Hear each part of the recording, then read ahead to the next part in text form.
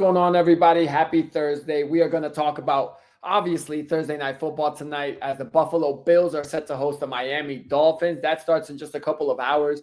But before we get into that, I wanted to talk about the state of the Chicago Bears. I can't believe I'm doing this as a Vikings fan, but I'm here to defend Caleb Williams because I think it's a little bit unfair, all the criticism that he's been receiving, considering the way I see it is he's practically a rookie quarterback all over again. I mean, he's had three head coaches in the start of his second NFL season. Obviously, he last year was Matt Eberflus. They moved on from him. Essentially, the offensive coordinator became their head coach, and he didn't last long. At the end of the season, they moved on from him. Obviously, now they got Ben Johnson in there. It's a whole new system. Probably, from what it sounds like, a more complicated system that he has to just kind of keep restructuring his brain to relearn everything.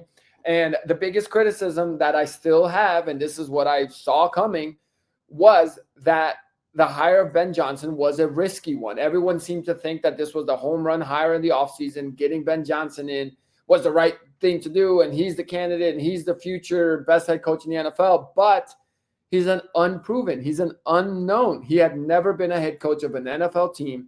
And when you bring him in with an unproven quarterback like Caleb Williams, you set yourself up to play the finger-pointing game, essentially, when things don't go right. You almost give yourself no room for error because right now, as you're sitting there at 0-2, the Chicago Bears can't help but blame Caleb Williams for being 0-2, when realistically it's only 0-2. It's the first two games of the season. And realistically, you don't even know if the head coach is a good head coach. I'm not saying he's going to be a bad head coach, but certainly in the first game against the Vikings, he made a couple mistakes. The biggest one, obviously, was not kicking the ball out of bounds and kicking it off to the Vikings, where they were able to return it. And essentially, they were able to waste 40 seconds by doing that, whereas the Bears could have gave themselves 40 seconds more to try to come back and score once they got the ball back at the end of the game. Again, that's a rookie head coach mistake. I'm not throwing it all on Ben Johnson either, but I'm saying people aren't taking that into account. How can you blame Caleb Williams when you lost 52-21? And like I said, obviously, listen, I'm defending Caleb Williams in this particular situation, but do I think he's, showed all the traits of a franchise elite quarterback? No, I don't think so. I think he misses a lot of layup throws, and that's what I count on with quarterbacks. Can you make the layup throws? Because if you can make those, you can get by. And he misses a lot of them. I mean, his completion percentage through the first two games this season is 61.5%. That's not going to be good enough. But as a relatively young quarterback, he doesn't turn the ball over that much. He didn't last year, and he hasn't this year. He has 3 passing touchdowns and then the 1 rushing touchdown. So he has 4 touchdowns to only 1 interception, a 4-to-1 ratio, touchdowns to turnovers. That's pretty solid from your quarterback, your young quarterback. So at that point, the blame can't be on him. You got to look elsewhere. And, obviously, to me, before you ever will even say anything about Caleb, you better blame the defense. You gave up 52 points. Yeah, that's not good enough. I mean, you gave up 3 touchdowns in the fourth quarter to J.J. McCarthy, who, as much as a Vikings fan I am, and I love J.J. McCarthy, he struggled in all the other 7 quarters, and the Falcons didn't give up that 1 quarter of 3 touchdowns. So the Falcons' defense did it. The Bears' defense didn't. Had they stopped J.J. McCarthy, they would have had a win. They would have been 1-1. And things wouldn't have been as bad. Now, they're kind of in a tough spot now. They come home. They play the Cowboys, which their defense sucks. So expect Caleb Williams to have a good game again. I think really his priority should be don't turn the ball over and play smart football. And the coaching and obviously, I mean, everyone was so high on the new defensive coordinator they brought in. Well, you're giving up 52 points. So, I mean, if you're going to have, big faith in your defensive coordinator, then you better be able to do this and to do it right. I mean, again, I don't understand how people are blaming Caleb Williams, especially after just 2 games and the way he's played. But you bring in Dennis Allen to run your defense. Everyone's talking about like, oh, we got a head coach worthy guy being our defensive coordinator. The defense is going to be better. Well, they ain't. That's the problem right now. And yeah, so I think it's unfair to Caleb. But I always said this again. I just said I would have thought it was smarter to hire a head coach like Mike McCarthy because he has at least shown that he's capable enough to get his teams into the playoffs. He is a winning coach. Now, in the playoffs, a different story. He is not a good playoff coach, and that's fine. But right now, with a quarterback like Caleb and a young team like the Bears that are depending on this young franchise quarterback, the best thing you could do for him is get him into winning habits. And a head coach that knows how to do that would have been much better equipped. And guess what? If they would have been struggling just like they are now to win, then it would have been much easier to actually look at other people, because you would have had that proof of concept essentially with Mike McCarthy being like, okay, well, we know he can win in the regular season. So this not winning in the regular season right now isn't necessarily a Mike McCarthy thing. Maybe it's the defense. Maybe it's Caleb Williams.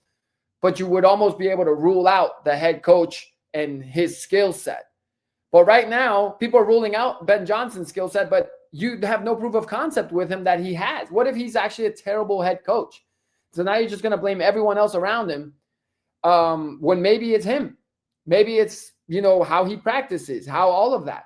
Again, I don't think that. I'm just saying that it's unfair to blame everyone else without putting blame on Ben Johnson when you don't actually have that proof. We're acting like Ben Johnson is established. He is not.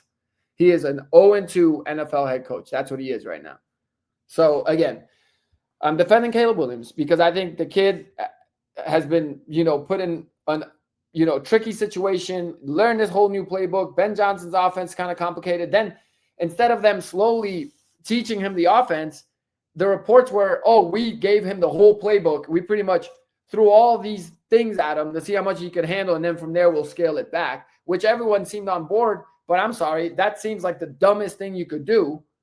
Like, that's like telling a kid start running when he doesn't know how to walk yet. And it's like, okay, he couldn't run, so he just kind of kept tripping. So now we're actually going to teach him to crawl. Well, maybe you should start teaching him to crawl. And then when he masters that, then you can teach him to walk. Masters that, then you can teach him to run. That seems like common sense. That's how we do things in this world. So I never understood that, but people were kind of behind it because they're like, oh, yeah, it's Ben Johnson. He knows what he's doing. Does he? I'm not saying he doesn't, but I'm saying, does he? So, again, that's for people to answer that. All right, moving on. Thursday Night Football tonight. Like I said, Dolphins at the Bills. And I think this is Mike McDaniel's last game as a head coach of the Miami Dolphins. Poor guy. I think he's going to be, being sent home with a loss, and possibly with, by tomorrow morning, we'll hear news that he might be looking for a new job. Unless the Dolphins can somehow win this game. Because I think even if they lose a close one, I think being 0-3 and the vibes out of Miami, I think he's going to be out. But I also don't even think it'll be close. The line right now is Buffalo by 10.5, and I would take that. I think Buffalo is going to win convincingly. They beat the Jets 30-10 last week. I wouldn't be surprised if this is similar. It's not even cold. The Dolphins don't even have that excuse. So if they lose by 10 or more points, 2 touchdowns, I think it's a given. Mostly because this is a Thursday night game. So now they'll have that kind of mini bye to get ready for their next game. So the timing works out, and there would be 0-3. So again, the spread is 10.5 and the over-under is 50.5. And if it gets to 50.5, I think it's because the Bills are pounding it on. We'll see. Anything can happen. That's why the NFL is the best. But I just don't feel like the vibes in Miami are great. And I think, and sometimes, they asked him, Mike McDaniel, how he felt if he's been thinking about his job. And he's like, I don't spend time thinking about that. Like, that's BS. Like, there's no way as a human being, when things aren't going good, you're not thinking about the what ifs. Like, that doesn't mean that you're being a bad head coach because you're thinking about it. I just wish people would be able to be more transparent and honest. I wish his response would have been like, yeah, it's definitely on my mind, but I can't do anything about that except try to focus on coaching. I'm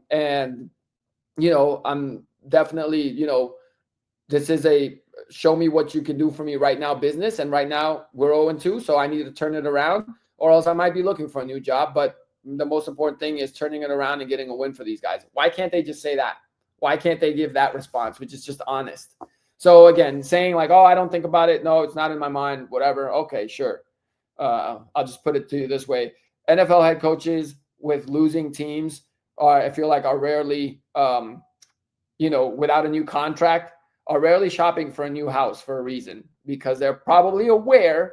And if you're not aware, then I wouldn't want you to be a head coach. Like, then you have no sense of anything going on around you. So again, I think he's aware. I think the team's aware and the organization is. And if they don't get it done against Buffalo, I think he's out. So we might get some first coach fired news tomorrow. And it sucks. You never want to see anyone fired. That's just how the business goes, and that's part of it. And I'm sure he'll be great on TV because he's got that, charisma for sure.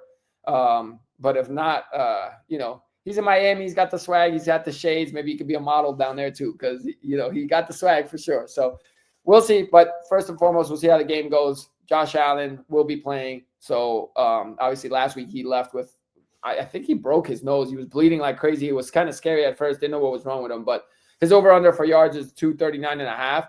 And if it's lower than that, I think it's a good sign essentially for the Bills because at that point I think they're blowing them out because I think he can easily surpass 240 against the Miami Dolphins. So we'll see how it goes. But at least football is on. We're on to week 3, and I'll be back on tomorrow. We'll do some predictions for the rest of the week.